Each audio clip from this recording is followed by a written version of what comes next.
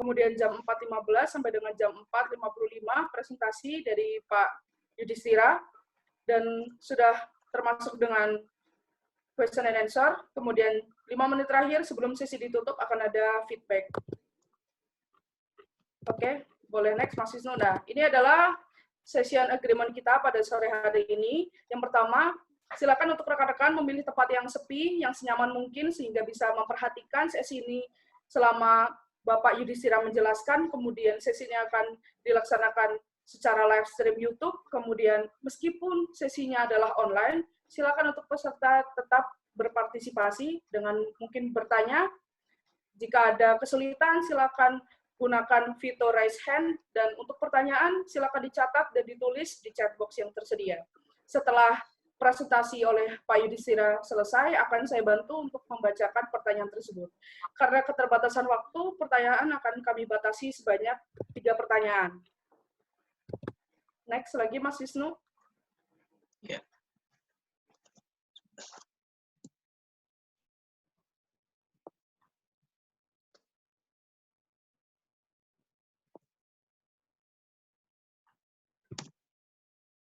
Oke, ini adalah meetup infografis kita. Yang pertama kita laksanakan kick-off meetup ITIL Indonesia. Kita bersama Bapak Christian Hermanus membahas tentang best practice for modern IT. Beliau adalah managing partner dari Narada Code, dan pada hari ini kita berkesempatan untuk sharing bersama Bapak Yudhistira. Beliau adalah Axelos Approved Trainer. Jadi jika teman-teman yang punya pertanyaan terkait ITIL, silakan untuk ditanyakan pada meetup kita pada sore hari ini. Next, Mas Wisnu. Oke, tetap terhubung dengan sosial media kita.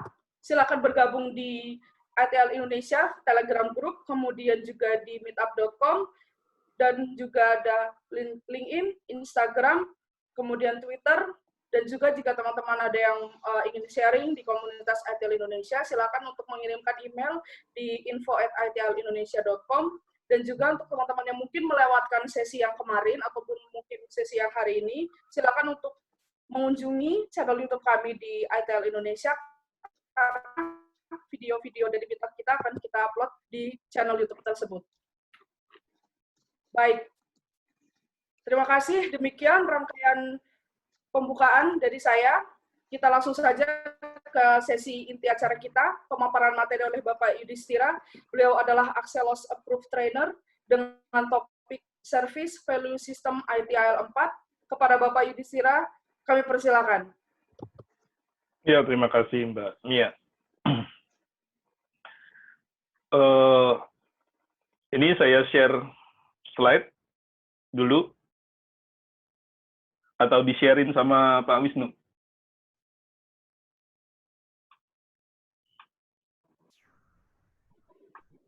Slide share aja Pak, silakan. Ya. Udah di-share? Dari Pak Yudi saja, silakan di-share. Dari saya, oke.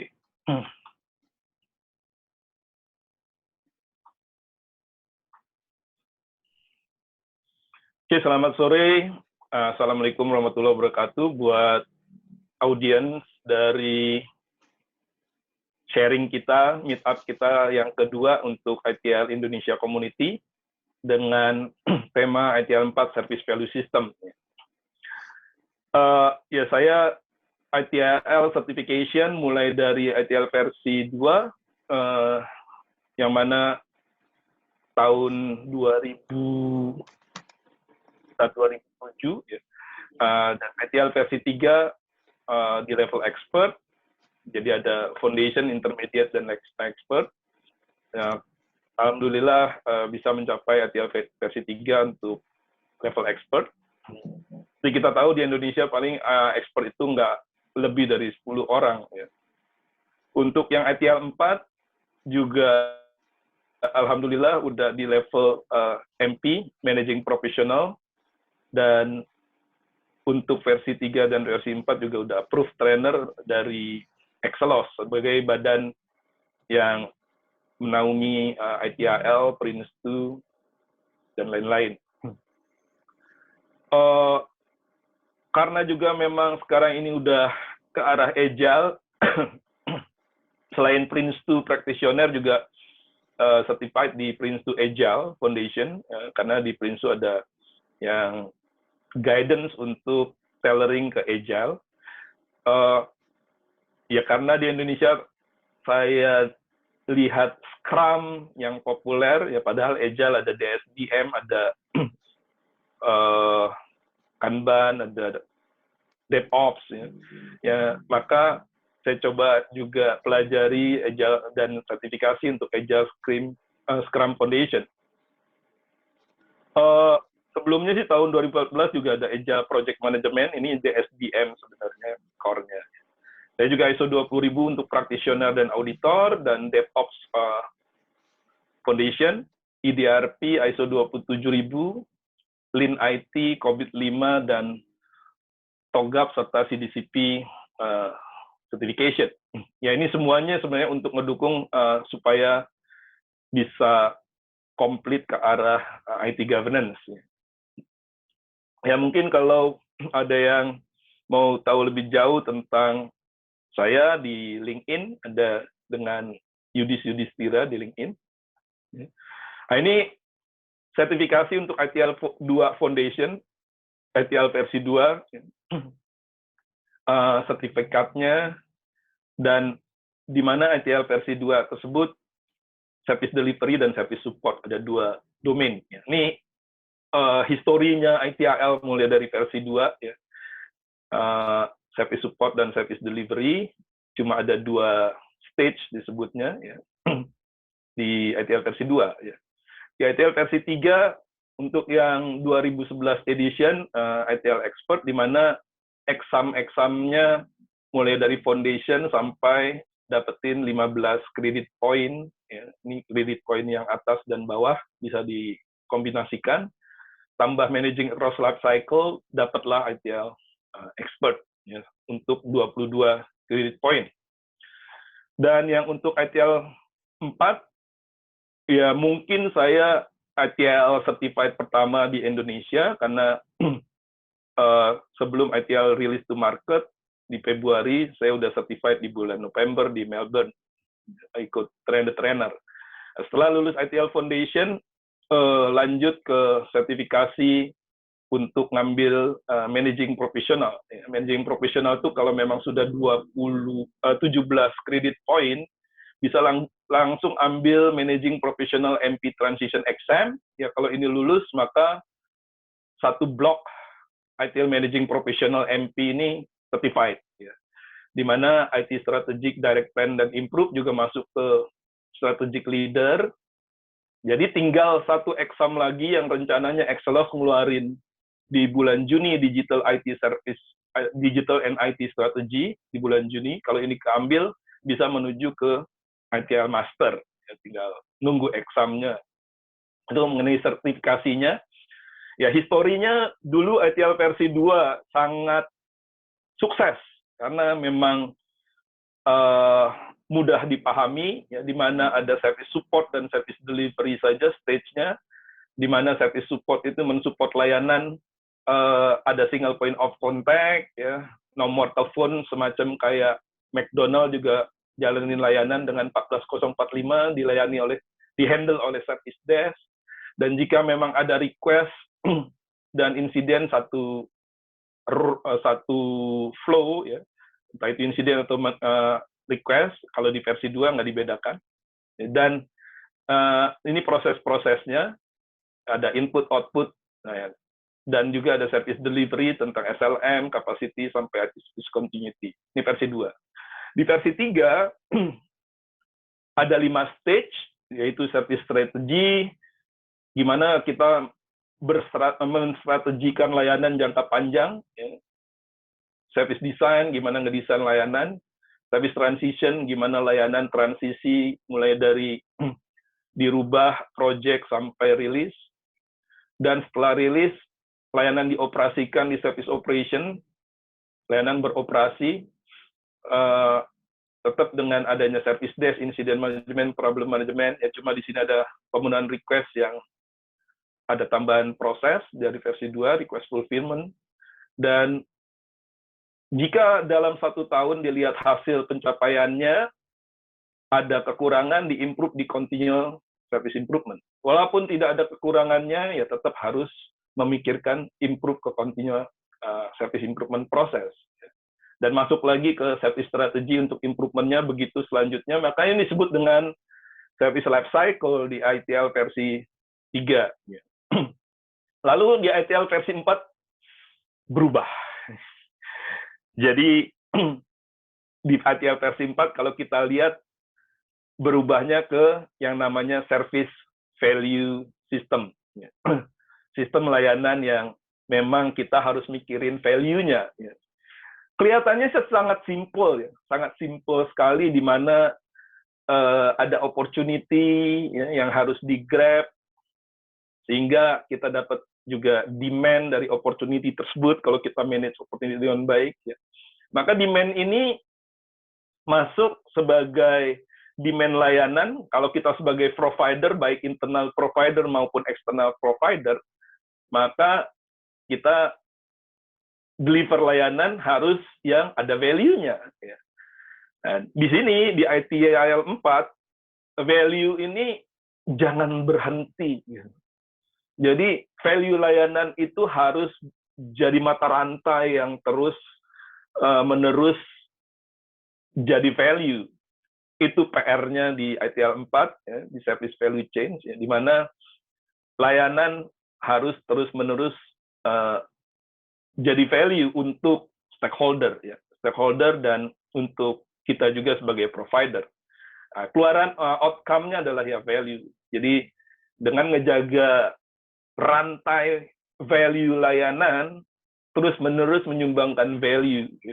Nah, value di sini juga nggak cukup berhenti, karena kita harus lewatin lagi continual improvement untuk nangkepin lagi opportunity dan demand, dibikin lagi bahwa service value layanan ini jangan sampai terhenti berupa mata rantai, dan nyumbang lagi value lagi. Nah, ini kelihatannya simple. Jadi yang namanya service value system adalah memastikan organisasi kita continually. Ya, kalau continually itu terus-menerus seperti chain, rantai yang terkait terus jadi value. Ya. Co-create value. Nah, co-create value ini bahasa baru dari ITIL, ya, di mana co-create value adalah provider dengan consumer harus berkolaborasi, ya, untuk generate value untuk provider dan si consumer atau customer itu. Ya. Jadi itu yang disebut co-create value. Jadi secara continue co-create value with all stakeholder, dengan semua stakeholder melalui penggunaan dan kita memanage layanan dan produk kita. Jadi bayangin aja seperti halnya mungkin Bapak dan Ibu pernah pesen barang lewat online gitu ya. Nah, yang nganterin barang itu kan provider. Contohnya yang nganterin barang ojek online lah. Ya. Dia provider untuk nganterin barang ke kita. Ya. Saya sering juga pesen barang, si ojek online-nya sering nelpon dulu ke saya, Pak, kita mau nganter barang, ya. Kira-kira posisinya di mana?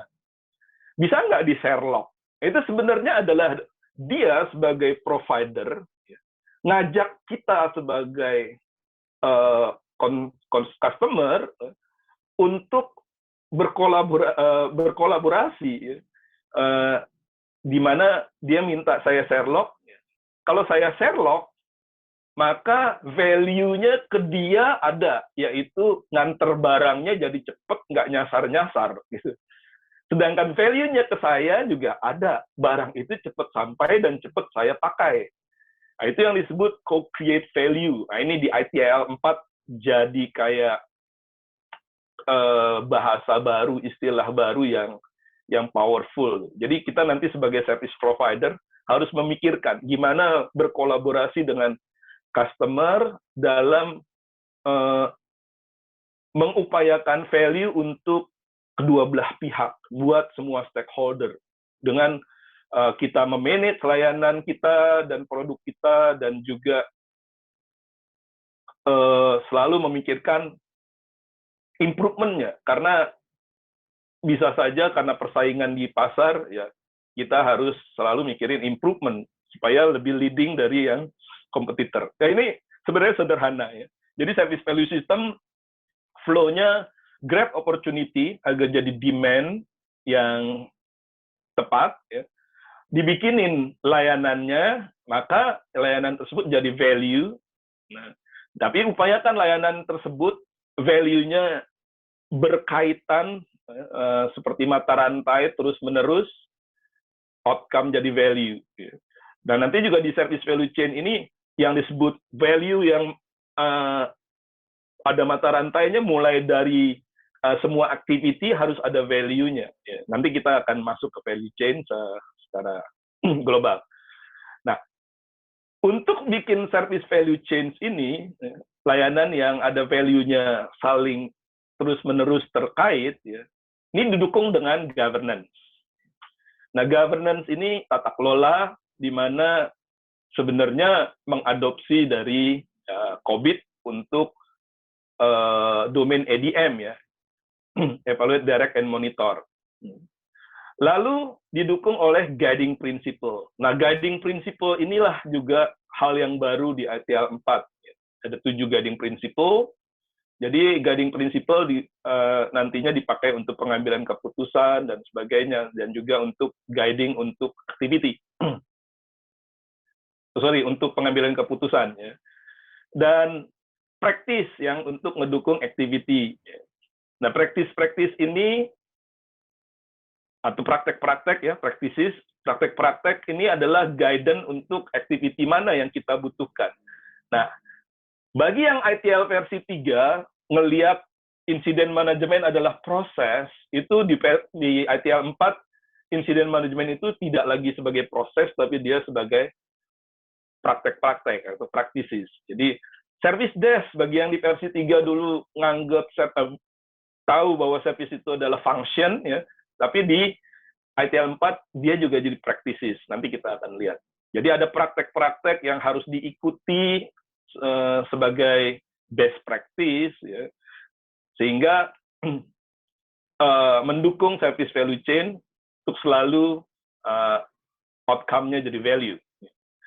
Dan harus memikirkan terus gimana improvement-nya dari layanan kita tersebut yang udah jadi value, gimana terus-menerus jadi value. Ya, nantinya di sini gimana customer bisa repeat order terus di kita, customer tidak mau pindah ke lain hati, yaitu di continuous service improvement. Karena dengan begitu juga customer kalau diberikan hal-hal yang menurut dia penting, feature-feature baru, maka akan jadi demand baru yang juga create value lagi untuk layanan dan produk kita. Ini simple sekali, ya. Ini core-nya dari ITIL. Jadi ITIL 4, core-nya dari ITIL 4. Jadi ITIL 4 ini memang banyak mengadopsi framework lain, ya. Contohnya mengadopsi DevOps, ya. Mengadopsi Agile, juga mengadopsi Lean. Ya, ya kebetulan semuanya saya certified, jadi begitu pas ikut ITIL 4, ini sebenarnya mengacu kepada framework-framework yang lain tersebut. Gitu. Jadi, kalau seperti iPhone, ya, iPhone itu sejak Steve Jobs wafat, itu sebenarnya banyak mengadopsi dari teknologi lain. Contoh, ya, layarnya besar di iPhone 6 mulai. Tadinya kan iPhone kecil-kecil emang ininya, khasnya. Ya. Tapi berubah jadi layar besar, itu mengadopsi Samsung. Gitu. Ya. Terus kamera. Kameranya jadi 3 untuk nanti yang di iPhone 11. Ya. Itu mengadopsi mungkin ya juga Samsung atau handphone lain. Ya. Jadi yang di iPhone ini yang benar-benar sangat spesifik ini iPhone adalah iOS-nya. Nah, iOS itu andaikan aja seperti service value system ini. Jadi ITL 4 juga gitu. ITL 4 core-nya yang memang benar-benar ITL 4 ya service value system. Tapi ada beberapa konsep-konsep yang mengadopsi dari framework lain. Tapi toh iPhone tetap populer walaupun mengadopsi layar besarnya Samsung, mengadopsi kamera 3 kameranya mungkin punyanya Vivo atau Samsung, ya. Tapi tetap populer karena ya iOS-nya mungkin yang sangat bagus, ya. Stabil, efisien dan sebagainya. Ya. Nah, di ITL 4 juga gitu. Ya, di ITL 4 memang banyak adopsi, tapi di sini service value system-nya lah yang sebagai core-nya, ya, untuk supaya bisa generate layanan-layanan yang ada value-nya yang terus-menerus. Ya. Mungkin di iPhone dengan ada iOS itu bisa bikin layanan ininya yang untuk aplikasi-aplikasinya iPhone, ya, Play Store. Ya. Nah, itu layanan. Ya. Jadi iOS-nya, core-nya, sehingga di dalamnya ada layanan-layanan seperti Play Store lah, ada kamera yang lebih bagus lah, itu di sininya. Ya.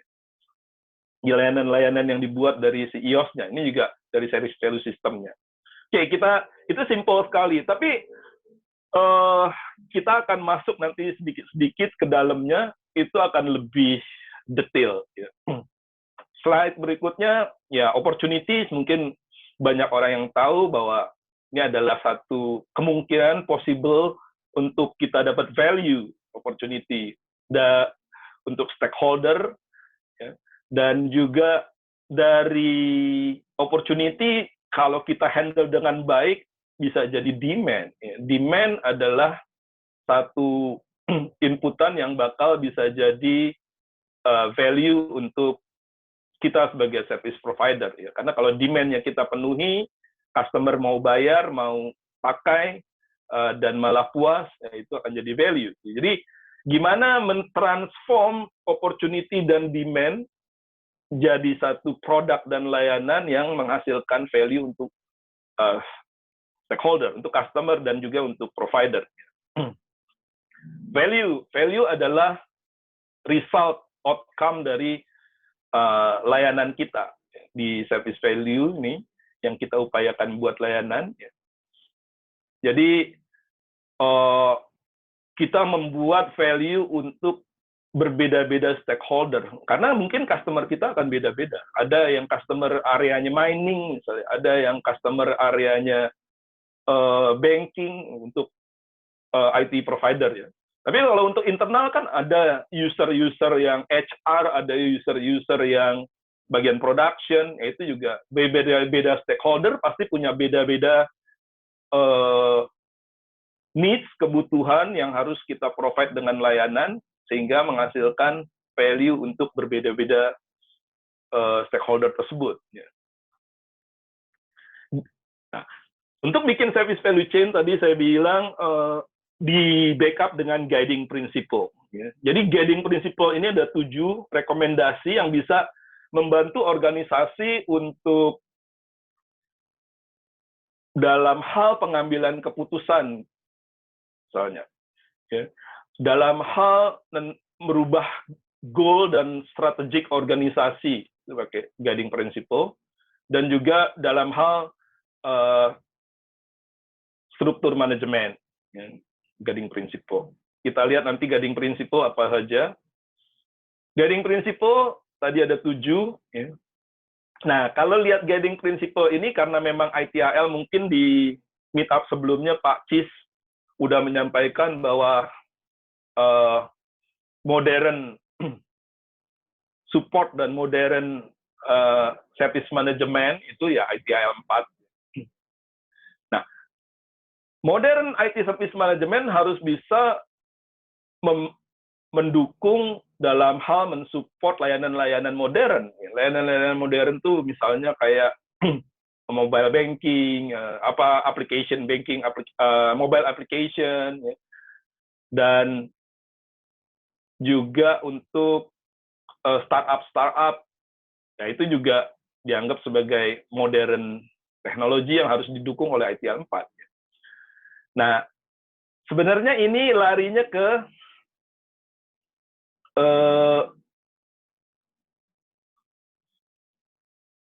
agile. Jadi progress iteratively with feedback ini mengadopsi agile atau mengakomodasi, mendukung untuk supaya layanan ini agile. Jadi progress iteratively with feedback dibilang bahwa nantinya dalam ngerjain layanan, project, itu jangan satu blok bahwa project 6 bulan kita targetkan baru 6 bulan jadi. Jadi progress iteratively with feedback, project ataupun change ataupun improvement dilakukan bertahap. Mungkin kalau merefer kepada Scrum, ya, itu dengan cara bikin sprint 2 mingguan. Jadi progress iteratively with feedback kita bikin dalam, ya contohlah mengadopsi Scrum misalnya 2 minggu bikin produk yang feature-nya paling penting dulu gitu. Setelah itu kalau memang bisa dirilis ya rilis, kalau dirilis di review, nanti kalau ada kekurangan ataupun ada feature tambahan yang diinginkan itu dibuat lagi di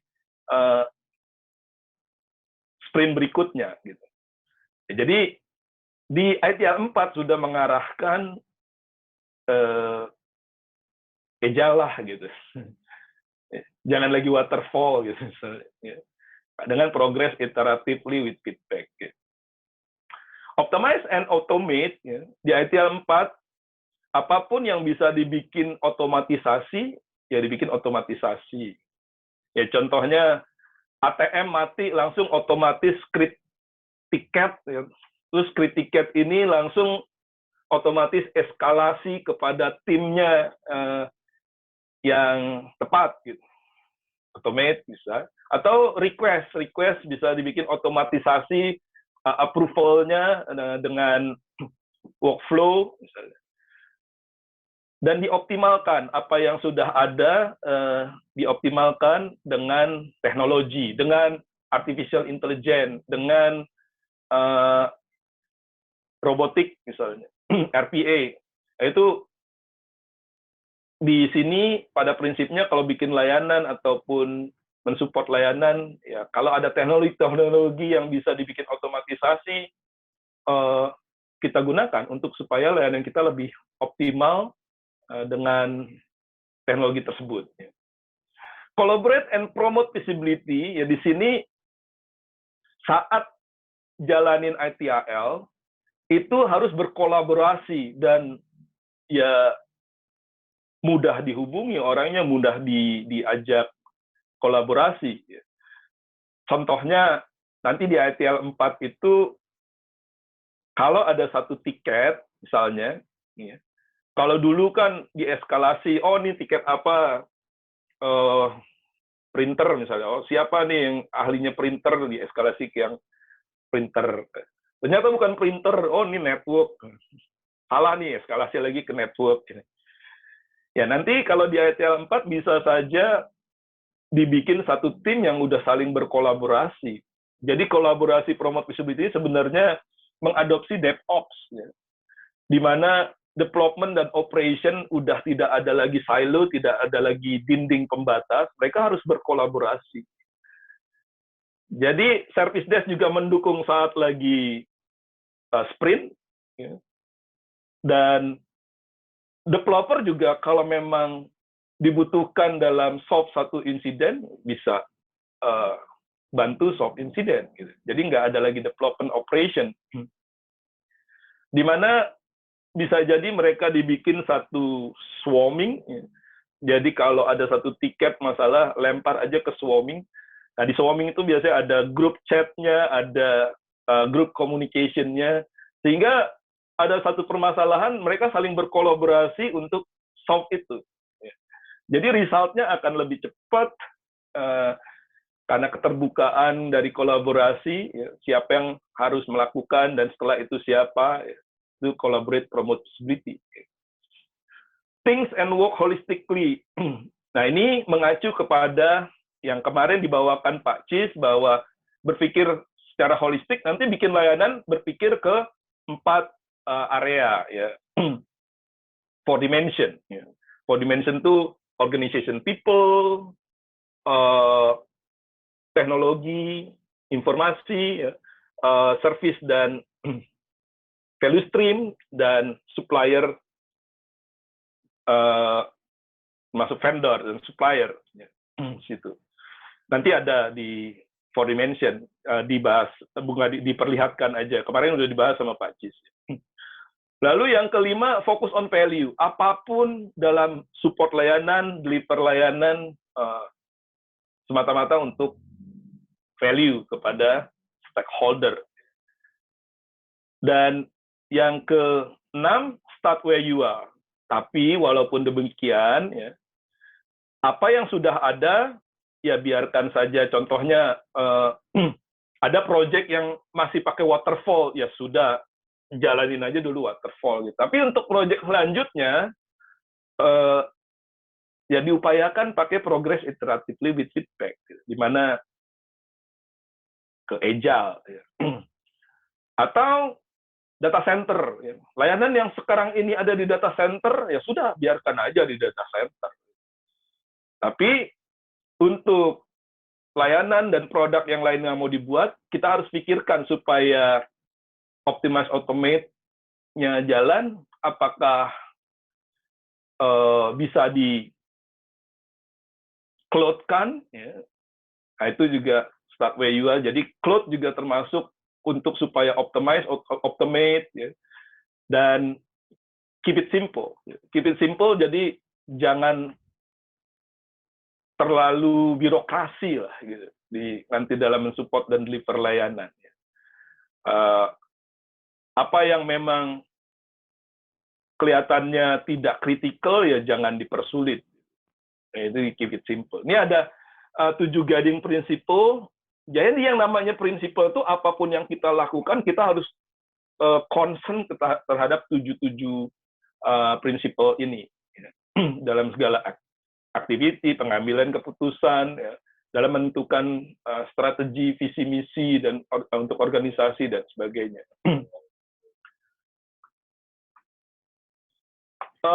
Jadi ini guiding principle tidak independen. Jadi kita harus berpikir ketujuh-tujuhnya dalam pengambilan keputusan, memprioritasasi pekerjaan, review apa yang mesti kita improve, ya, resolve konflik, itu kita harus memikirkan ketujuh-tujuhnya. Ya. Tapi kadang-kadang memang kita cuma kentalnya ke satu prinsipal, namun ya tetap kita harus consider ketujuh-tujuhnya diperhatikan juga. Ya. Nah, itu guiding principle untuk mendukung service value chain. Gimana bikin value layanan yang saling terkait terus-menerus jadi value. Yang kedua, governance, di mana berarti ada policy yang dibuat untuk jadi arahan, dan contohnya dalam hal mau ke agile, itu banyak sekali budaya-budaya yang harus dibentuk. Misalnya budaya fail safe, gitu, bahwa tidak menyalahkan orang, ya. Budaya trust and trusted, ya, harus trust kepada rekan kerja, ya, pada stakeholder, sebagai itu budaya-budaya collaboration, juga budaya harus berkolaborasi kerjanya. Ya. Nah, budaya-budaya itu bisa didukung dengan bikinin governance-nya. Ya. Nanti governance di direct bahwa ini governance baru, dan dikontrol kalau memang tidak efektif, ya apa yang harus diperbaiki. Karena tanpa adanya governance, budaya susah berubah. Salah satu contoh, dulu saya generasi 80-an, ya, itu kalau naik motor nggak pakai helm. 70-80 naik motor nggak pakai helm. Naik mobil nggak pakai safety belt. Di zaman itu tahun 80-an mobil jarang yang ada safety belt-nya justru. Tapi gimana ngerubah jadi sekarang ada budaya pakai safety belt? Gimana ngerubah budaya sekarang jadi kalau naik motor pakai helm? Ya dibentuklah governance-nya, policy-nya bahwa naik motor harus pakai helm. Naik mobil harus pakai safety belt. Dan ada hukumannya yang supaya orang terpaksa ngikutin. Karena takut ya terpaksa. Nah, karena terpaksa termasuk saya. terpaksa karena saya ngerasa ini nggak enak banget sekarang ya harus pakai safety belt. Lama-lama ya jadi biasa. Ya, apalagi dapat mobil baru yang kalau nggak pakai safety belt pelentung, oh ya diingetin ya. Akhirnya jadi budaya. Jadi governance dibuat di mana ini arahnya ke COVID sih. Ya. COVID karena di COVID itu di domain governance adalah EDM, ya. Mengevaluasi tata kelola yang sekarang, ya. Apa yang kurang, apa yang mau dirubah kepada visi misi organisasi yang baru dalam pembentukan budaya, etik ataupun cara kerja, yaitu mana yang sudah kuno misalnya. Lalu setelah dibuat didirect, nyuruh manajemen untuk ngikutin policy yang ada, yang sudah dibuat tadi, yang baru misalnya. Lalu dimonitor, sukses nggak? Ya.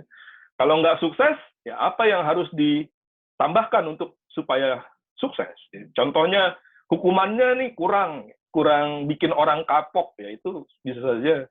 Ya udah hukumannya ditingkatin kalau ada yang melanggar, ya. Dan juga kepada siapapun. Maka bisa jadi itu akan jadi lebih sukses. Atau monitor yang lain, nggak cuma hukuman, reward-nya juga harus ada reward misalnya. Ya, sehingga orang kalau ngikutin itu dapat reward, dia akan termotivasi. Ya, itu juga bisa saja. Jadi bikin policy yang sesuai dengan arah organisasi, mau kemana, mendukung untuk pembentukan budayanya. Service value chain. Service value chain ini adalah, ya, saya nyebutnya jadi core of the core-nya ITL 4. Di service value chain ini gimana bikin layanan yang value-nya jadi mata rantai, yang terus-menerus kita harus pikirkan jadi value, sehingga keluarannya, outcome-nya juga akan jadi value. Nah, service value chain ini kalau kita lihat adalah satu set interconnected activities yang saling terkoneksi bahwa yang dilakukan organisasi dalam deliver produk dan service yang jadi value untuk consumer. Juga memfasilitasikan gimana value bisa terrealisasi.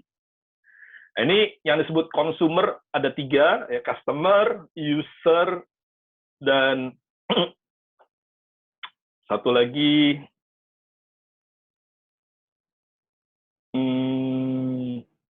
customer, user, saya lupa, nanti saya lihat lagi. Jadi itu semuanya masuk dalam consumer.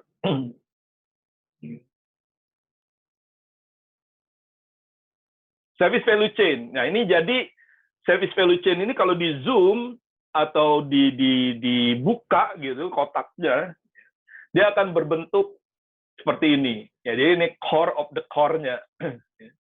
Jadi central elemen dari SVS atau core of the core-nya service value system adalah service value chain. Di mana dia jadi model operasi, aktivitas-aktivitas yang mau kita lakukan untuk kita butuhkan dalam ngerespon gimana demand di convert atau di transform ke value. Di mana di service value chains ini adalah komponennya engage, plan, design transition, obtain and build, deliver support, improve untuk ke produk dan service kita agar outcome-nya, result-nya jadi value. Kalaupun jadi value, kita tetap harus memikirkan gimana value itu terus continuity atau di-improve. Ya.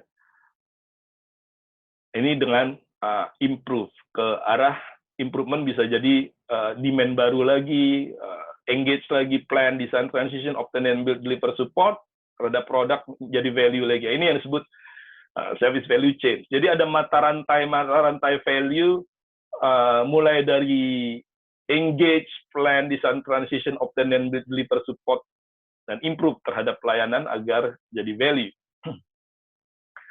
Nah, untuk bikin layanan yang juga mendukung supaya jadi value, ini kemarin udah dijelaskan Pak Cis mungkin, bahwa kita memikirkan pembuatan layanan ini ada 4 dimension komponen yang harus kita pikirkan.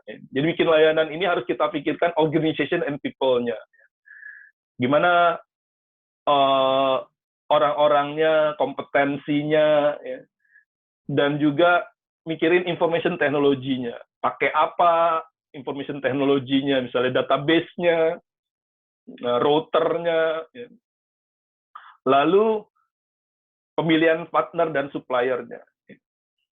Nah, karena partner yang fail akan bikin layanan kita juga fail. Tentunya dengan memilih partner supplier yang memang kita sudah kenal dan pengalaman bekerja sama dengan mereka jadi value, ya, maka akan juga nyumbang value kepada layanan kita. Dan value stream dan prosesnya. Jadi yang disebut proses ini bukan lagi incident management, problem management. Proses ini cuma adanya aktivitas, inputnya apa, activity-nya apa, output-nya apa. Jadi nggak dibilang lagi itu incident management proses, karena incident management jadi praktis, nggak jadi proses. Malah bagian dari proses, cuma di activity-nya. Incident, problem, service desk itu adalah praktis. Ya. Proses di sini cuma melihat kepada inputnya dari mana, activity-nya apa, dan akan output-nya kemana. Dengan value stream tadi, ya. Kita lihat lagi value stream. Ya. Ini nanti kelihatan bahwa dalam kita melakukan engage itu menjalin hubungan dengan siapa, terserah, dengan user bisa, dengan customer bisa, nanti beda-beda engage ini. Kalau engage dengan user, maka di sini praktisnya adalah service desk. Gitu. Kalau engage dengan customer, ya mungkin di sini praktisnya relationship management. Gitu. Ya, jadi di sini pakai praktis-praktis, dan inputnya apa dari demand, praktis itu adalah activity-nya kayak gimana, pakai praktis, outputnya kemana, ke plan misalnya, atau langsung ke desain, ya. Nanti dilihat dari bisnis prosesnya. Jadi ini nanti menyentuhnya ke bisnis proses, ya. Bukan lagi ke langsung ke layanan. Ya, jadi 4 dimension ini mungkin kemarin udah dijelaskan Pak Cis dalam membuat layanan yang atau produk yang ada value-nya, yang memastikan ada value-nya, kita harus concern juga ke 4 area ini. Nah, for the organization model tadi, organization people, information technology, partner and supplier, yaitu sedangkan di value stream dan proses dia ke sini, ya, value stream dan proses, di mana nanti dari demand ada value stream step by step untuk membuat produk yang menghasilkan value, ya. Tentunya juga lewatin service action, gimana kita punya resources-nya, dan juga transfer barang atau layanannya, sini jadi value, itu pakai value stream, yang step-stepnya ini value stream. Dan ini yang disebut juga value chain activity, artinya jadi mata rantai value sampai ujung. Dan juga concern kepada guiding principle yang tadi 7. Jadi di sini merah-merah ini akan jadi satu layanan yang terus-menerus menyumbang value kepada stakeholder. Contoh, mungkin ada yang tahu bisnis proses pembuatan aplikasi. Bisnis proses pembuatan aplikasi itu, nah ini kalau kita lihat ya, value chain activity step by step untuk pembuatan aplikasi. Atau pembuatan service lah, ya, pembuatan layanan. Mungkin aplikasi layanan ya sama ya. Jadi pembuatan layanan, service apa yang kita mau buat, atau aplikasi apa yang kita mau buat, itu inputnya dari demand. Ya. Input dari mana customer atau user kita, untuk sampai kita tahu dari input itu menghasilkan demand.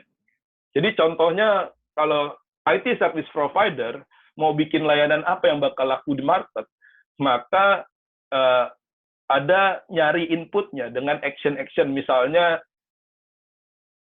ngajak golf customer, yaitu action untuk nangkep inputnya. Ngajak makan customer, karaokean bareng sama customer, action-action ini. Ya, action ada tas-tasnya.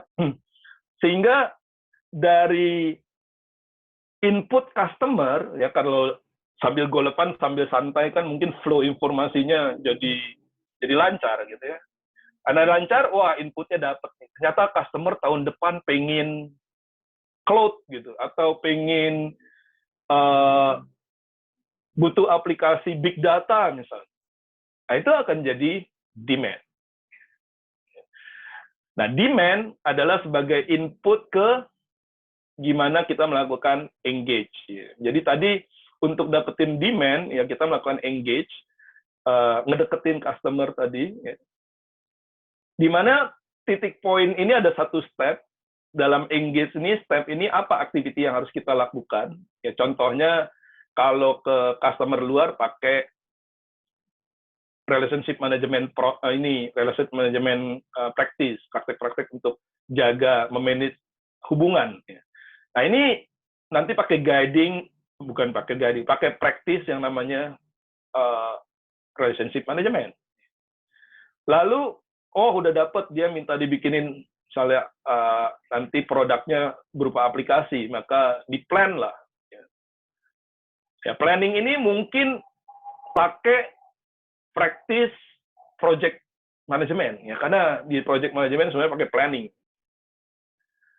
Nah, maka di project management, lalu setelah planning, ngedesain.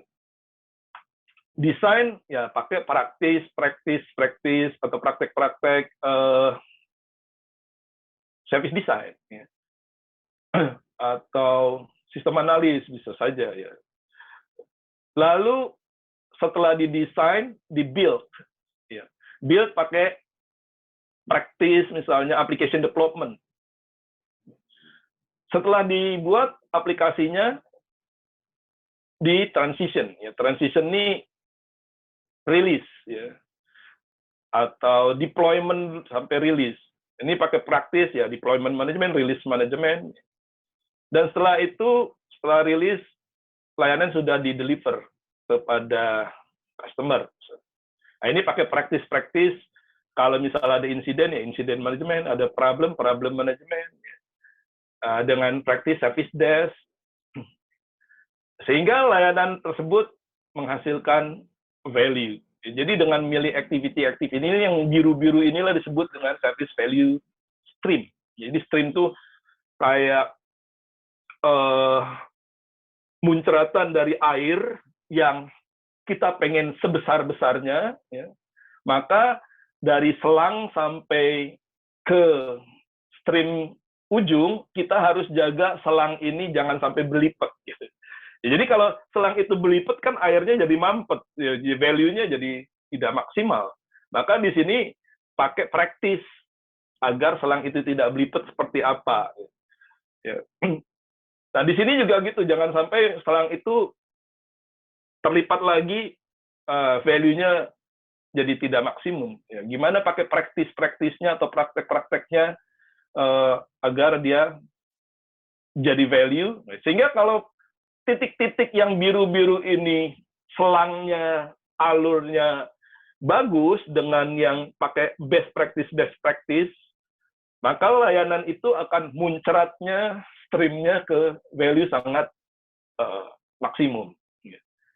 Walaupun ada maksimum value-nya, tetap kita harus mikirin gimana nangkep demand yang lain juga jadi value lagi. Begitu seterusnya.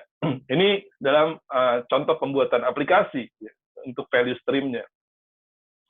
Jadi service value chain adalah adanya incoming, outgoing interaction antar parties eksternal dan service provider yang dilakukan melalui engage.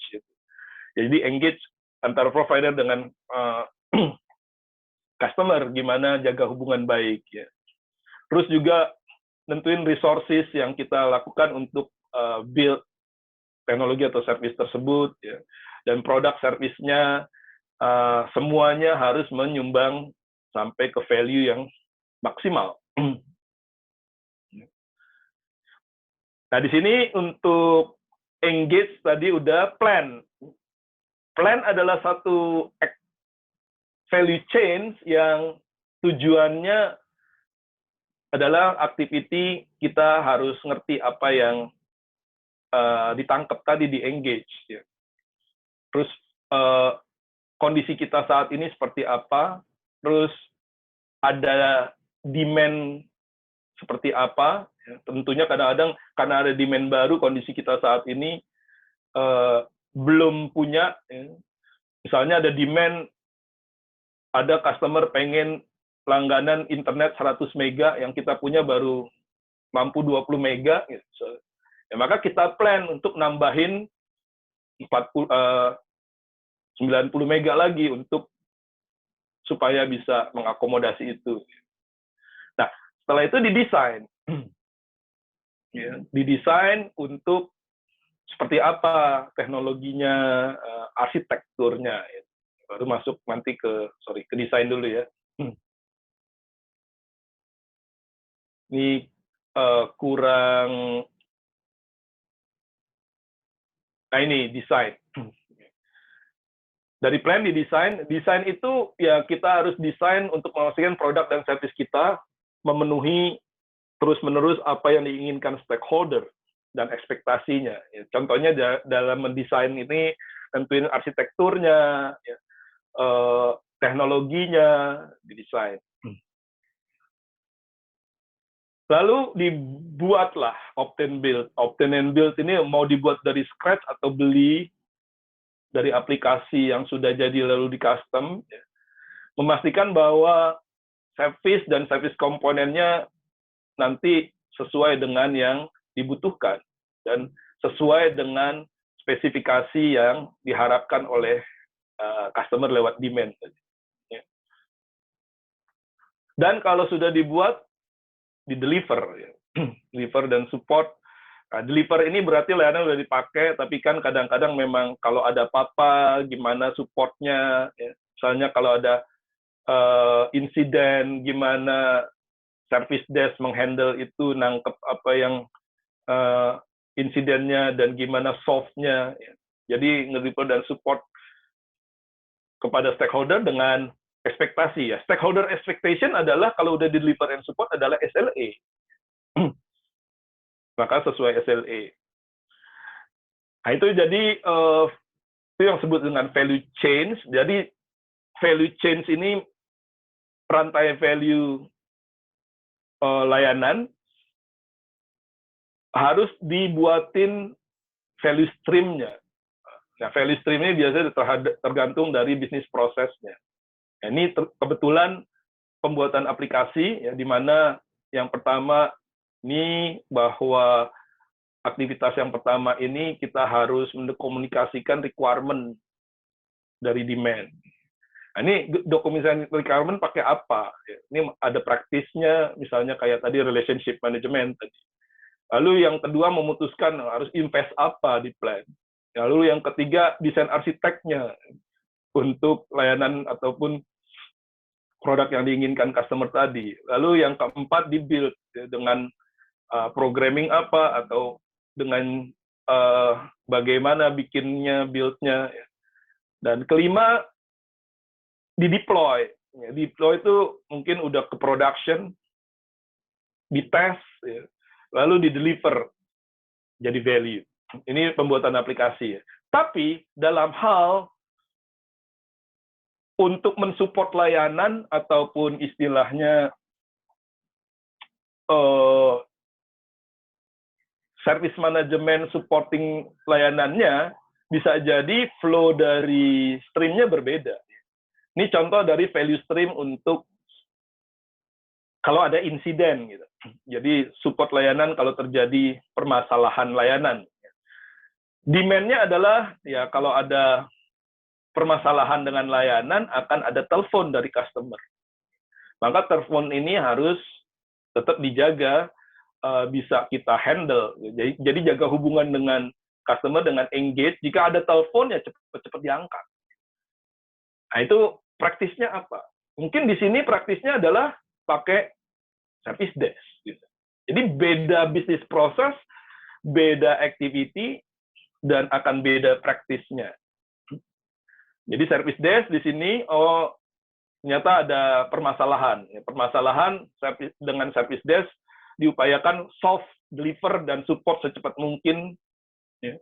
Ya kalau memang ini service desk-nya hebat, punya knowledge base bagus, ya, atau timnya hebat, bisa solve dengan cepat, dalam nge-deliver ini, pakai apa praktisnya? Incident management, knowledge management, karena knowledge-nya bagus, cepat solve-nya, maka layanan itu jadi value. Karena customer ngerasa, wih, baru tadi nelpon, kok udah bisa dipakai lagi ya? Atau kok udah ada notifikasi insiden solve, pasti coba, iya, udah bisa lagi. Itu kan value.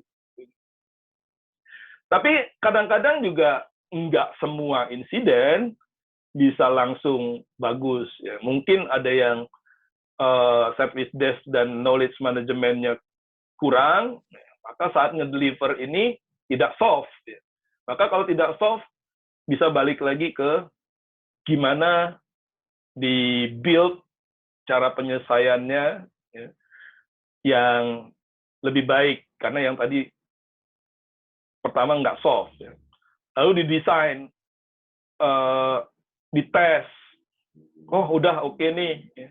Dan baru di-deliver lagi ke usernya, dibetulin lagi. Nah, mungkin yang kedua setelah itu user baru bilang, oh iya, ini udah oke kok, udah bisa. Nah, itu juga jadi value. Ya. Ya, jadi memang diupayakan yang secepatnya, tapi kalaupun tidak bisa secepatnya, gimana activity-nya dibuat. Ya. Maka di sini setelah di-deliver tidak selesai, insiden manajemennya, ya mungkin lewatin problem management proses, ya. Setelah itu change management proses, ya. Lalu release management di-deliver lagi ke support lagi dengan insiden management proses, dan jadi value. Ya. Itu value stream-nya, walaupun udah jadi value, di sini ya kita harus mikirin lagi gimana kalau ada permasalahan tersebut di-improve. Ya contohnya setelah ada solve, maka dibikinin knowledge-nya. Ya. Dan juga nangkep feedback dari user. Ini engage lagi nangkep feedback kepada user. Pak, gimana Pak support kita selama ini? Kalau ada feedback dari user jelek, ya kita harus improve. Ya. Improve, semoga dengan ada improvement tersebut, ya dalam penanganan selanjutnya, dia akan lebih baik, dan user setelah itu satisfied. Ya, kalau udah satisfied, tetap aja yang namanya continuous improvement, apalagi yang Bapak bisa harapkan dari produk kita, layanan kita. Bisa jadi munculin lagi feature baru, ataupun cara-cara yang lebih efektif dan efisien dalam solve insidennya. Dan titik-titik ini, activity-activity ini, inilah yang didukung nanti dengan practice. Ya. Jadi, ITIL practice adalah satu set resource organisasi yang didesain untuk kita memenuhi pekerjaan dan memenuhi objektif. Dan ini praktisnya. Nah, praktis-praktis ini ada dibagi 3, ya. General Management Practice, Service Management Practice, dan Technical Management Practice. Jadi, yang namanya Service Desk dulu proses, sekarang, service-nya dulu function, ya. Sekarang jadi practice. Yang namanya Incident Management, ya, di versi 3, dulu sebutnya sebagai proses, sekarang practice, atau praktek-praktek incident management. Nah, change management berubah jadi change enablement, yang juga jadi practice. Business analysis, practice. Jadi, kalau yang sebelah kiri ini adalah praktek-praktek yang general, gitu, yang ke arah IT service management. Contohnya, arsitektur manajemen. Arsitektur manajemen, ya adopsinya ke TOGAF. Maka arsitektur manajemen kan ada bisnis arsitektur, ada teknologi arsitektur, itu kan lebih general, ya. Maka masuk di general management practice. Continuous improvement nggak cuma di IT, bisa jadi di organisasi tersebut harus dituntut improvement terus-menerus, ya. Misalnya biasanya HR, gitu, yang lead. Nah, itu lebih general management. Ya. Information security management ini jadi general, ya. Karena information security bisa saja bukan IT, bukan juga service management, tapi misalkan menjaga kerahasiaan perusahaan, misalnya masuk juga ke general management practice. Knowledge management, ya, knowledge management ke arah knowledge management perusahaan, bisnis, mission report. Nah, ini semua adalah yang general, ya. Termasuk project management. Ya. Project management kan ngerjain project nggak cuma di IT service, saya project di construction dan sebagainya. Risk management, financial management, strategi management, supplier management, workforce talent management ini adalah gimana hire pegawai, ya berarti HR. Ya. Dan juga service management ini baru lebih ke arah gimana memanage layanan, ya. Misalnya affability management, business analyst, capacity, ya. Ini semua jadi praktis. Yang dimana di versi 3 biasanya dulu disebut dengan proses. Ya. Ya, jadi ini jadi praktis. Sedangkan di technical management ada deployment management, karena deploy secara teknis, infrastructure platform management, dan software development management. Ini praktis-praktis ini digunakan untuk guiding activity. Ya. Jadi contohnya gini, ini tadi pembuatan aplikasi. Pembuatan aplikasi kalau value stream-nya dimulai dengan nangkap requirement misalnya, activity-nya. Ya, nangkap requirement ini satu activity harus pakai praktis apa sini. Misalnya nangkap requirement tuh pakai bisnis analis praktis bisa saja. Ya. Tapi di sini praktis-praktis ini juga bisa didukung oleh praktis-praktis yang lain. Misalnya nangkap requirement dengan bisnis analis bisa juga sambil nangkap apa yang diinginkan di service levelnya. Ya pakai praktis service level management practice. Pendukungnya. Nah, setelah requirement didapat, desain, misalnya activity-nya desain. Saat lagi desain, pakai praktis apa? Pakai service design. Tapi bisa juga desain pakai praktis yang lain. Misalnya dalam ngedesain, desain arsitektur, pakai arsitektur manajemen. Ya ini, arsitektur manajemen. Atau pakai praktis-praktis yang lain yang mendukung, ya silakan. Saat lagi build pakai praktis apa ya? Build mungkin pakai software development management. Tapi di dalamnya bisa saja didukung praktis yang lain.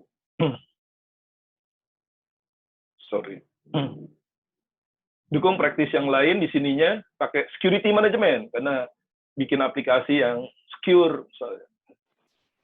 Nah, jadi praktis ini pakai di sini. Ya. 5 menit lagi ya, ya. Pak ya.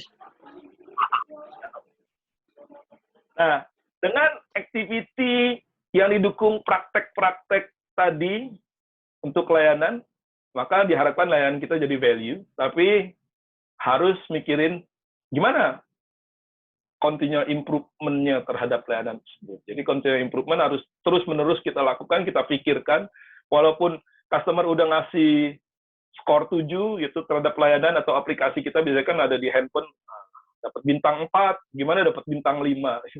Ya.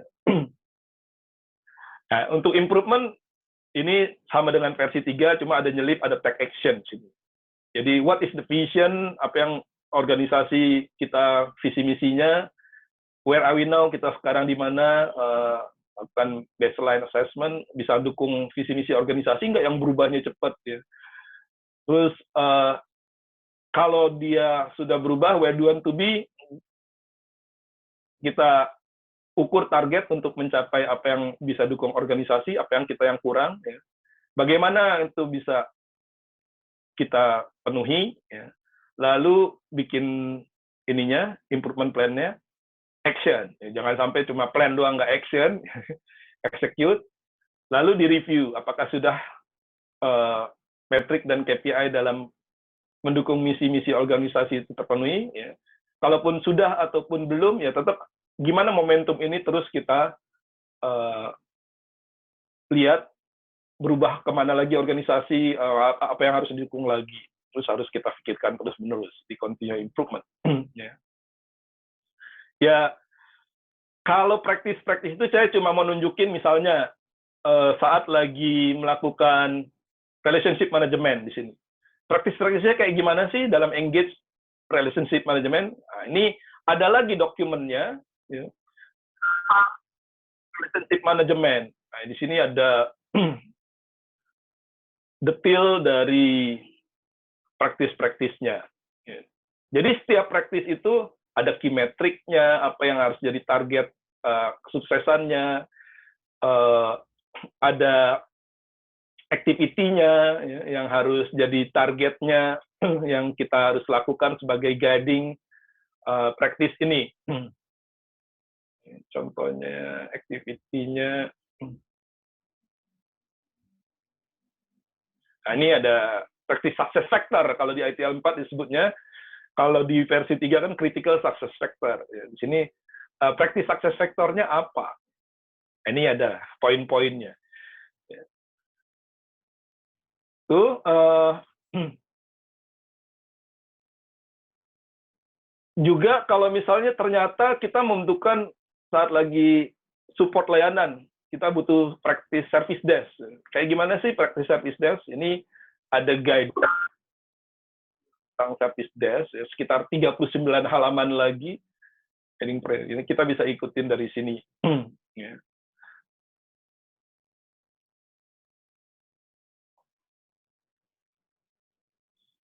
Nah, ini prosesnya dari service.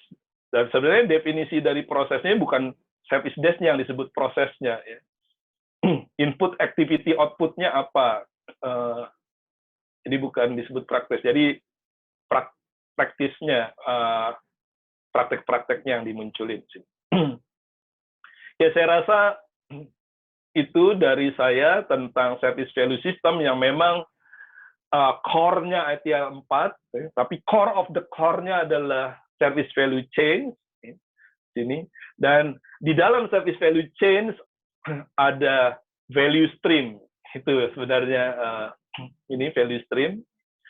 Jadi flow dari activity untuk mulai dari demand, menerjemahkan demand jadi value, bukan menerjemahkan, mengupayakan demand jadi value dengan value stream. Value stream saya andaikan seperti selang air yang streamnya harus kita jaga sekencang mungkin streamnya, dan dengan activity-activity di value chain ini pakai practice. Karena kalau kita ngikutin best practice, itu sudah pernah dilakukan orang-orang yang kompeten, bahwa itulah yang dianggap sebagai praktek-praktek terbaik. Jadi kalau kita ikutin, akan efektif dan efisien. Jadi Sini praktis-praktisnya dikerjakan, tidak cuma satu praktis, bisa praktis utama didukung oleh praktis-praktis yang lain.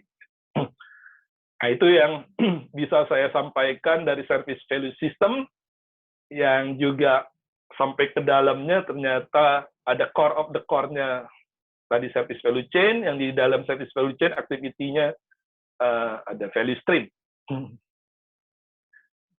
Ya, Pak, sudah saya rasa mencakup semua. Pak Wisnu. Terima kasih banyak, Oke, Pak Yudis. terima kasih banyak, Pak. Terima kasih banyak, Pak Yudis. Ini kita ada beberapa pertanyaan, tapi karena keterbatasan waktu, kita jawab mungkin 2 aja kali ya, Pak ya. Pertama dari Biki, bagaimana caranya membatasi value agar tidak terjebak pada statement tidak terbatas pada, sehingga effort atau resource yang dikeluarkan dapat sesuai dengan benefit yang diterima. Seperti itu, Pak. Jawab langsung. Silakan, Pak, dijawab langsung. Ya, itu kita harus dalam activity nangkep opportunity dan demand ini, Pak. Jadi membatasinya dengan opportunity demand apa yang bakal customer inginkan jadi value. Maka di situ sebenarnya praktisnya yang paling kental di demand, nangkep demand tadi, engage di sini, ya. Ini praktisnya pakai relationship management tadi, ya. Relationship management yang ini, ya, di mana relationship management ya kita jaga hubungan baik dengan customer, dengan user, ya. Lalu kita tangkap apa sih yang mereka inginkan dari kita sebagai service provider untuk deliver layanan. Maka di situ kalau saat lagi, makanya sering account manager ngajak ke main golf santai, sehingga flow-nya akan lebih keluar, ya. Sehingga dengan relationship management, jaga relationship, maka ketangkep. Kalau udah ketangkep, itulah yang jadi baseline bahwa kita harus memenuhi apa yang mereka inginkan, komponen-komponen ataupun baseline yang mereka inginkan, ya. Nah, itu jadinya kita tidak terperangkap pada value yang seperti apa gitu, mungkin jadi dituntut berlebihan dan sebagainya. Jadi kalau udah ketangkap demand-nya, itu yang kita penuhi. Tapi ya kalaupun nanti sudah jadi value-nya, gimana mikirkan lagi sesuai dengan value yang berkelanjutan tadi, continuous improvement, improve yang berkelanjutan, tangkap lagi demand-nya. Itu biasanya kan dengan feedback. Feedback itu biasanya kalau di handphone dan sebagainya dengan customer experience, ya, CX. Ya. Kadang-kadang kan kita suka tanya tuh pada customer, apalagi yang diharapkan, atau apa ada keluhan. Ya, itu di-improve untuk menyumbang value lagi. Artinya jadi value yang kita buat itu tepat sasaran. Nggak meleset dari yang diinginkan. Itu yang supaya tepat.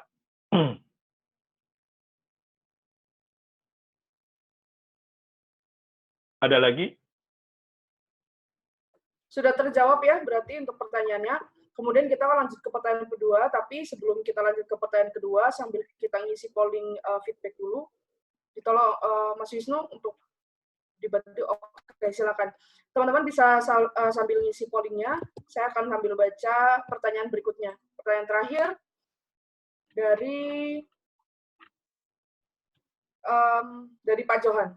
Pak Yudis, terima kasih atas pencerahannya. Saya ingin bertanya, apakah perbedaan antara service value chain di versi keempat dengan continuous service improvement di versi ketiga? Terima kasih, Pak. Ya, terima kasih. Continuous service improvement sebenarnya samanya dengan kan service value chain ini ada komponennya engage, plan, design transition, obtain and build, deliver and support, dan improve. Continuous improvement yang sangat beda banget sebenarnya, yang sangat beda banget kelihatan dan jelas, itu di sini, Pak. Kalau di versi 3 tuh, what is the vision, where are we now, where do we want to be, how do we get there, langsung loncat ke did we get there, how do we keep momentum going. Coba cek di materi versi 3, ini nggak ada take action. Di ITL 4, continuous improvement-nya nyisip lah take action. Mungkin saya bisa, mungkin nggak bisa kebuka ya. Jadi di ITL 4 ada take action nyisip sini. Mungkin bisa dicek Pak Johan di versi 3 bahwa di versi 3 itu cuma what is the vision, where are we now, where do we want to be, how do we get there, did we get there, how do we keep momentum going. Di ITL 4 masuk take action yaitu adanya execute improvement action. Karena apa? Karena pengalaman saya di Indonesia, kita memang maunya improvement gitu. Tapi seringkali budget improvement itu dijegal di tengah jalan, dipakai untuk bikin layanan yang baru gitu. Karena layanan yang baru itu customer minta. Ya, sehingga dibudgetin tapi nggak ada actionnya karena budgetnya udah keambil ke layanan yang baru karena dianggap udahlah yang ini kan sudah beroperasi, sudah customer pakai, ya. Tapi kita butuh budget untuk bikin layanan yang baru nih, ya, dipakai. Sehingga akhirnya mungkin karena nggak ada take action-nya, cuma what is the vision, organisasi mau kemana, visi misinya, where are we now, kita sekarang seperti apa untuk dukung itu, where do we want to be, kita mau mendukung visi misi organisasinya, targetnya gimana, terus how to get there, definisikan improvement plan-nya seperti apa, ya. Budgetnya butuh berapa, dan sebagainya. Tapi kalau tahu nggak dilakukan. Yang nggak dilakukan tuh karena mungkin ada aktivitas yang dianggap, udahlah itu nggak usah, yang penting malah fight fire, ada yang lebih kritikal misalnya, karena adanya satu masalah, ya. Sehingga improvement nggak di take action, ya nggak di take action, did we get there, ditanya gimana improvement kita jalan nggak, gimana mau jalan orang belum dilakuin, nggak ada waktu, nggak ada budget, ya maka how to keep momentum going-nya, gimana visi udah berubah lagi, where are we now, ya, kondisi kita makin jauh dengan visi, mau dilakuin lagi tapi ya nggak take action lagi, ya. Itu yang berbeda dengan value change yang terlihat lah, ya. Sedangkan kalau yang di dalam value change itu kan isinya ini, ya, engage plan, design, transition, obtain, and deliver, and support, and product, ya. Ya itu bedanya kalau di 3 itu guiding untuk improvement-nya, walaupun ini mesti improve lagi, guiding untuk improvement-nya nggak ada activity point yang ditetapkan. Gitu. Bisa jadi akhirnya improvement-nya nggak tepat. Gitu. Yang nggak tepat bisa jadi akhirnya di sini dianggap nggak harus dilakukan. Ya. Tapi terus menerus, ya mungkin di Indonesia sering terjadi lah. Karena pengalaman saya, budget improvement jadi prioritas kedua. Kalau memang dibutuhkan untuk yang lain, ya diambil untuk yang lain, maka nggak bisa execute improvement-nya.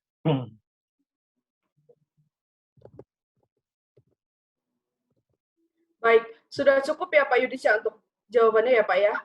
Ya. Oke, semoga menjawab ya Pak Johan terkait pertanyaan Bapak. Untuk pertanyaan yang belum sempat terjawab, silakan boleh menghubungi Pak Yudis, mungkin lewat LinkedIn ataupun mungkin nanti akan kita share email Pak Yudis di grup Telegram ITL Indonesia. Baik, terima kasih Pak Yudis untuk presentasinya dan terima kasih juga untuk rekan-rekan yang telah bergabung. Sudah sampai kita di penghujung acara. saya dan Mas Wisnu, perwakilan dari ITL Indonesia, mengucapkan terima kasih untuk Pak Yudis dan juga seluruh rekan-rekan yang telah bergabung. Semoga apa yang telah disampaikan dapat bermanfaat untuk kita semua. Dan juga saya ingin mengingatkan untuk rekan-rekan tetap di rumah aja, selalu menjaga kesehatan, cuci tangan menggunakan sabun, dan gunakan masker jika keluar rumah. Saya mohon maaf apabila ada kekurangan ataupun salah-salah kata selama sesi ini berlangsung. Saya juga mengucapkan selamat menjalankan ibadah puasa Ramadan bagi rekan-rekan yang melaksanakan.